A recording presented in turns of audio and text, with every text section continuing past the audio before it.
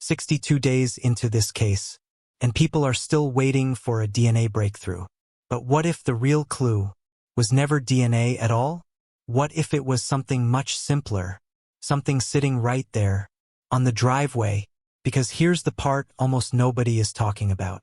The night Nancy disappeared, a vehicle came to that house, and that vehicle left. And vehicles leave marks, tire marks. Now think about this. The FBI has one of the most advanced databases in the world, a system that can match tire impressions to specific brands, models, even vehicle types. If investigators had a clean impression from that driveway, they might have known, within hours, what kind of vehicle took her. Not who, but what. And sometimes, that's enough to change everything. Since February 1st, 2026, one word has dominated this investigation: DNA. Because inside Nancy's home, investigators found genetic material that didn't belong to her, didn't belong to her family, didn't belong to anyone who should have been there. Naturally, everyone focused on it. Because if you identify the DNA, you identify the person. Simple. Except, it wasn't. More than 2 months later, no match, no suspect, no answers. Which means, every day that DNA leads nowhere, the investigation needs something else. And that something else was already there, on that driveway. Because tire impressions don't need databases full of people. They don't need relatives. They don't need someone to be in a system. They just need one thing: a clear print. And the science behind it? It's not experimental. It's proven. Every tire ever manufactured has a unique tread pattern. Those patterns are documented, stored, searchable. If a tire presses into a surface, and that impression is captured properly, investigators can identify the brand, the model, the size, and from there, narrow it down to the type of vehicle: SUV, truck, sedan. Now imagine what that means in a case like this. You're no longer searching blindly. You're looking for a specific type of vehicle that was on that driveway, on that night. But here's the problem. All of that depends on one thing: the surface. And that's where everything becomes complicated. Because Nancy's driveway wasn't mud. It wasn't soft soil. It wasn't snow. It was something called decomposed granite. A rough, grainy surface common in desert areas. Compresses under weight, but it doesn't hold detail easily.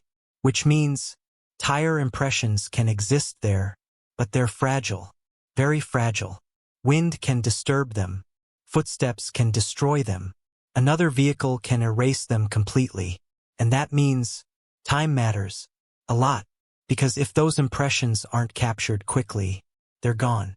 Forever. And the only way to capture them properly on a surface like that is with a specific technique: oblique lighting. A low-angle light shined across the ground, revealing tiny shadows that expose details invisible to the naked eye. It's standard forensic practice.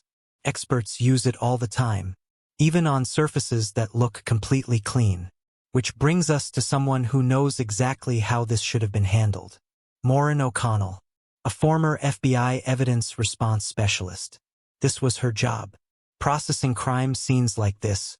And when she looked at drone footage of Nancy's home, the first thing she focused on wasn't the house, wasn't the blood, wasn't the doors. It was the driveway, because to her, that's where the real story might be. And what she saw: only one set of tire tracks. The known vehicle, the one that dropped Nancy off earlier that night. Nothing else visible from above. But here's the key detail. Drone footage isn't forensic evidence. It's not the right angle, not the right lighting, not the right method. What it shows is surface level. What it misses could be everything. Because a tire impression on decomposed granite might be completely invisible from the air, but clearly visible to a trained examiner on the ground, with the right tools, at the right time. And that leads to the most important question in this entire situation. Did investigators capture those impressions before the scene was disturbed?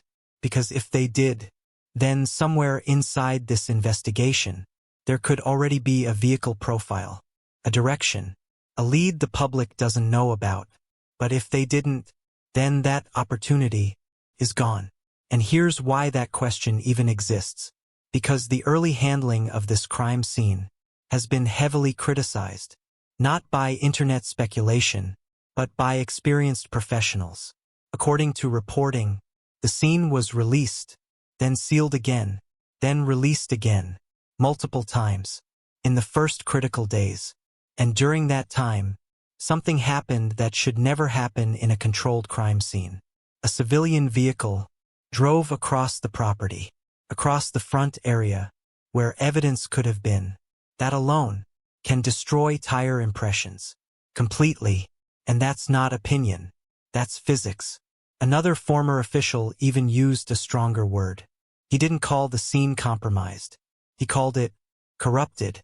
And once that happens, you don't get that evidence back, ever, because forensic surfaces don't reset. They don't give you a second chance. You get one window, and once it closes, it's gone. Which is why experts say the first 48 hours of any investigation are everything. And in this case, there are serious questions about what was lost during those hours.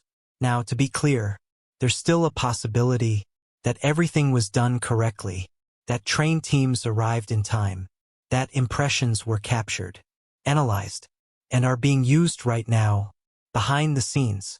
Investigations don't reveal everything, especially not in active cases.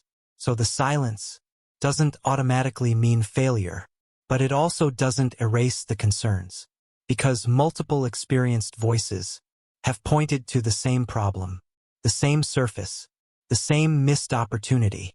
And that brings us back to that driveway, because on the night Nancy disappeared, a vehicle came, it stopped, stayed long enough to take her, and then it left. And in that moment, that surface held the truth, pressed into it, hidden in plain sight, pattern, a signature, a clue that didn't need a lab, didn't need DNA, just needed to be seen, in time. And that's what makes this so unsettling. Because the science was ready, the tools existed, the database was waiting. All it needed was the print. So the question isn't whether tire evidence could have helped, could have changed everything. The real question is, was it captured, or did it disappear before anyone realized what they were standing on? Because if that evidence is gone, then somewhere out there is a vehicle that pulled into that driveway and left with Nancy without ever being identified. And that's a possibility that doesn't just haunt this case. It defines it. Nancy is still missing. Her family is still waiting. And the investigation is still active. But sometimes, the answer isn't in what we're looking for now. It's in what was right there, at the very beginning, and may have slipped away, before anyone could hold on to it.